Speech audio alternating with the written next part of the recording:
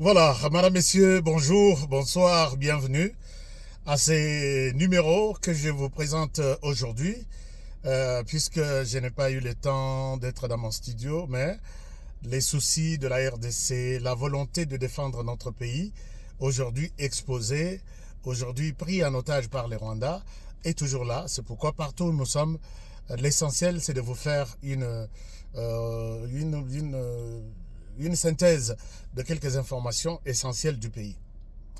D'abord, je vous dis merci pour votre fidélité et votre soutien à tout ce que nous faisons. Partout où vous êtes encore nombreux qui pensez toujours nous donner un Kocha Bissomo Maboko. C'est une bonne chose.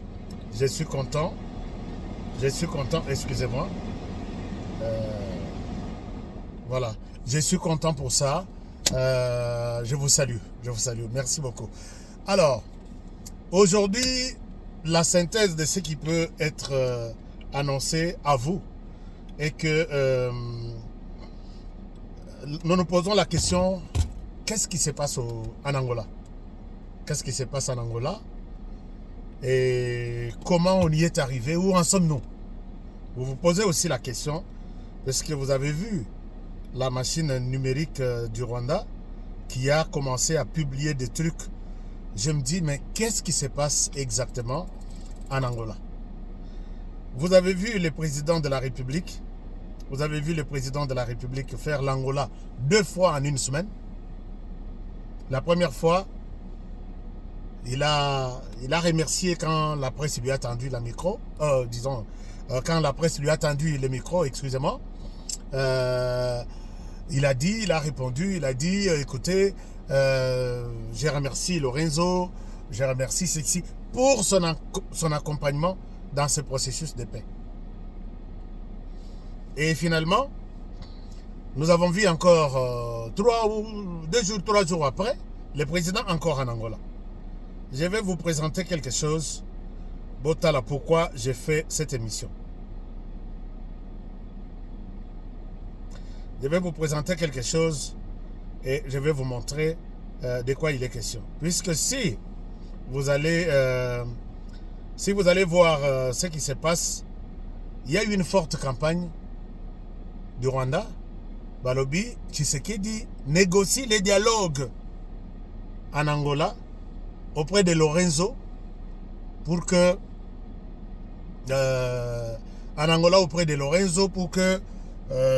Vasolola, dialogue. Là, ce sont des Rwandais qui écrivent. Tshisekedi pense qu'il est au bout et la seule solution qui reste, c'est le dialogue avec les M23. Chers amis, permettez-moi de vous dire quelque chose.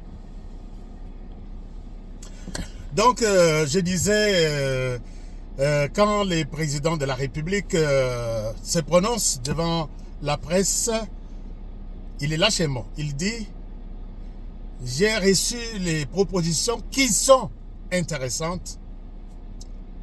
Donc, quand il parle de propositions intéressantes, qui sont intéressantes, ça me donne tout de suite l'idée de comprendre qu'il y a 2 ou plusieurs propositions. Mais celle qui m'a beaucoup intéressé maintenant, c'est celle par laquelle on doit commencer, c'est cesser le feu immédiat et sans condition. En tout cas, ça, j'ai aimé. Alors, si le président a annoncé la première proposition, qui est le cessez-le-feu, et la deuxième peut être quoi? C'est les Rwandais qui nous devinent maintenant la deuxième, qui est le dialogue. Mais arrêtons-nous un peu sur les dialogues. Les dialogues, là, nous allons les faire avec qui, où, comment et pour quel objectif. Chers amis, la question du dialogue RDC-Rwanda, ça dérange en fait. Ça dérange puisque ça fait quand même un temps qu'on en parle. Et puis, les Rwandais nous proposent toujours des choses à faire. C'est notamment, par exemple, quand il y a les dialogues, on nous dit les dialogues avec les M23. si nous allons organiser ces dialogues, de quoi nous allons parler? Puisque les Rwandais a déjà épuisé son cahier de charges de ce qu'on appelle des desiderata ou soit de recommandations. Peut-être à titre de rappel, les Rwandais a toujours rappelé que si je suis en RDC et qu'il y a des conflits, les causes profondes des conflits pour les Rwandais sont à peu près 3 ou 4. La présence des FDLR, la menace contre les Tutsis, les minorités Tutsis, les discours Yahen. C'est ça les causes profondes même que le Rwanda nous a toujours présentées sur la table. Et le président Tshisekedi, si aujourd'hui le président Tshisekedi peut présenter aussi ses causes profondes, il n'y en a qu'une seule. Moi j'ai toujours dit, quand les Rwandais vous parlent des causes profondes là, Bolengate, que ça ne vous dérange pas. Les causes profondes de la RDC aujourd'hui, de ces conflits, de ces tueries, de ces génocides, c'est la présence du Rwanda. Parlons-en. Vos causes profondes, Toyoki Yango, nous avons résolu. Tshisekedi est très avancé dans la réalisation. Il y a cause profonde du Rwanda. Je vous donnerai un exemple. C'est la traque d'FDLR. Chers amis, les Rwandais, hasard reconnaissante. Puisque quand Tshisekedi entre au pouvoir, dans ses 6 premiers mois, il a battu un certain général qu'on appelle général Mudakumura. C'était lui, les cerveaux de FDLR en RDC. Mais il semble, non, pas il semble, ce général a été recherché par les Rwandais et Joseph Kabila pendant 25 ans. Comme on a été. Tshisekedi entre, il trouve les Rwandais à Yébissé que moi le problème, aide-moi à terminer la question de FDLR, tout ça. Tshisekedi envoie ses forces spéciales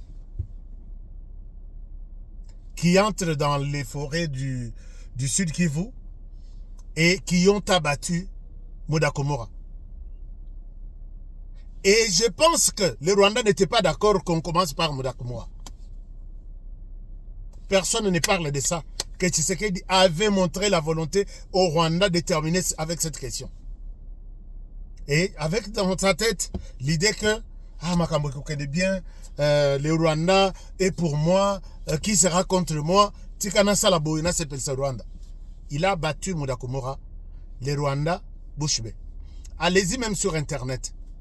Combien de FDLR sont rentrés en RDC ces 3 derniers mois? Allez sur Internet. Bakobima, la RDC sensibilise, il y a un mécanisme conjoint, il y a un conflit dans la région, il y a un basé na Goma, il y a un basé na Rwanda, il orienté vers les structures comme la MONUSCO, Rwanda. Allez-y sur Internet maintenant là, posez la question, est-ce que les FDLR retournent au Rwanda? Ils retournent au Rwanda. Il y a même les mois passés, j'ai vu, il y avait 16 familles. Alors, Tshisekedi du côté demande, il y a cause profonde, il y a Rwanda. C'est aussi le discours Yahen. Vous avez vu aujourd'hui, Tshisekedi a entériné même l'arrestation, la suspension du général Ekenge. Son arrestation même, Babouaki Nandolo.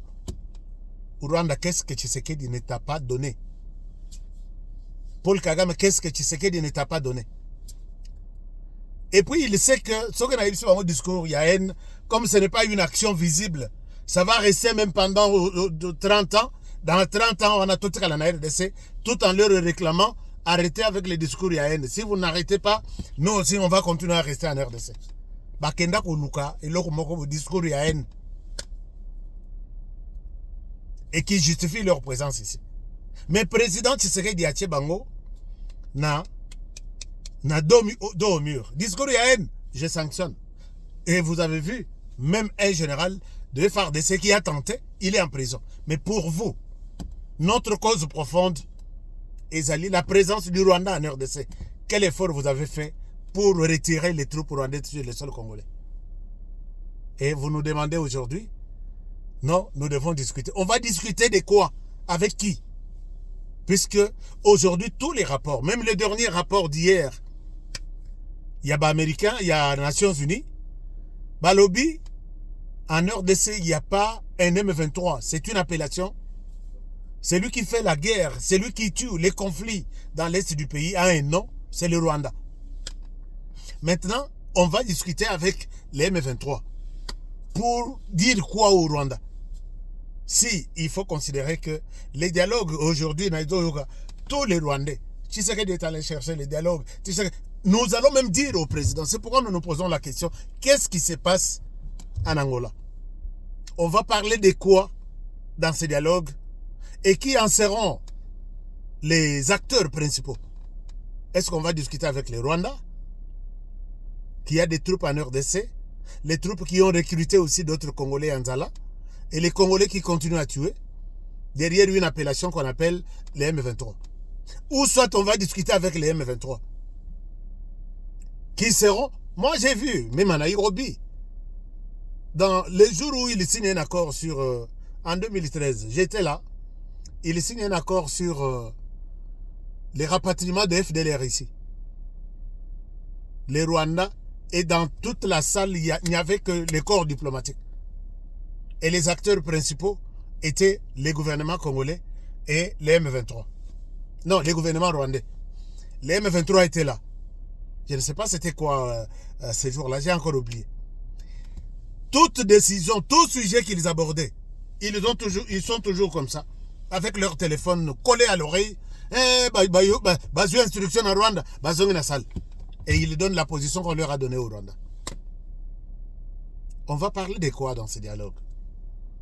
Est-ce que vous pouvez m'aider à comprendre de quoi on va parler dans ce dialogue?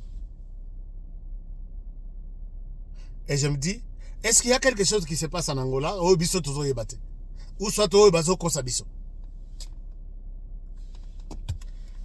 un problème?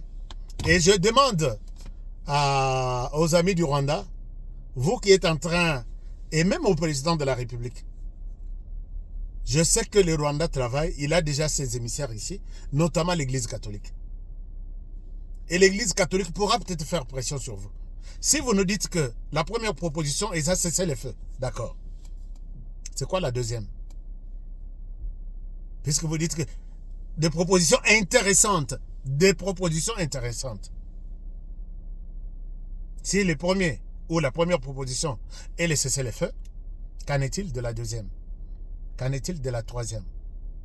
Et là, je pense que, Monsieur le Président, aidez-nous à comprendre que Lorenzo a compris.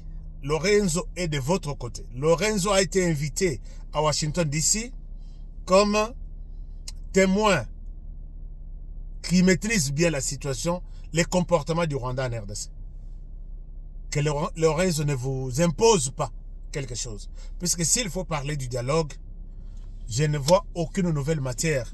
Aujourd'hui, où est-ce que ça là que bon ça la dialogue est Sungabiso, Rwanda longa na RDC. Puisque toko ça là tout satisfaire le Rwanda avec ses causes profondes, mais où il y a biso causes profondes et ça que Rwanda a tiré la RDC. Est-ce que nous allons faire le dialogue tout en limitant? Je ne confirme pas. Mais si, au cas où il y aura un dialogue, limitons les choses. On ne parlera pas de l'amnistie. On ne parlera pas, ou soit peut-être amnistie partielle, pour peut-être ceux qui ont commis de graves atrocités, des crimes graves, peut-être pendant telle ou telle autre période, ça peut avoir un sens. Mais le Rwanda a tué, tous les 30 ans, le Rwanda a tué. On va les amnistier sur quelle période? Les dialogues peut-être sur leur intégration au sein de l'armée. On ne fera rien, Monsieur le Président. Ça sera toujours la même chose. Ça sera toujours tout ce que nous sommes en train de vivre. Aujourd'hui, il y a autant de généraux en prison. C'est parce que il y a bakota, bakota à partir de l'intégration. Et si nous les remettons encore dans les institutions, dans l'armée, on tourne en rond. Ça ne sert à rien. Donc, je ne vois pas quel est l'essence que nous allons donner à ces dialogues pour que le Rwanda laisse la RDC en paix. Alors, chers amis, je pense que c'est la question la plus fondamentale qui m'a beaucoup dérangé aujourd'hui. J'ai discuté avec les hommes du M23 qui disent que Honoré Omatao Kita, Tshisekedi est en Angola en train de chercher les dialogues. Et c'est vrai? Si oui, on va dialoguer où? Non, dialogue à Kinshasa. Et quelle sera la matière au centre de ce dialogue? Bon, je suis aussi déjà participant. Je pense que nous allons suivre tout de plus près. Merci beaucoup, chers amis. La Télémaquis, juste pour vous faire cette vidéo. Comprenez quand même mon émotion que je n'aime jamais laisser quelque chose de pareil provoqué par les Rwandais. Est-ce qu'ils sont en train de faire du chantage au président de la République? Ça ne passera pas. Je vous retrouve demain dans un nouveau numéro. Merci et à demain pour le prochain numéro. Bonne soirée chez vous. Mes meilleurs vœux. Au revoir.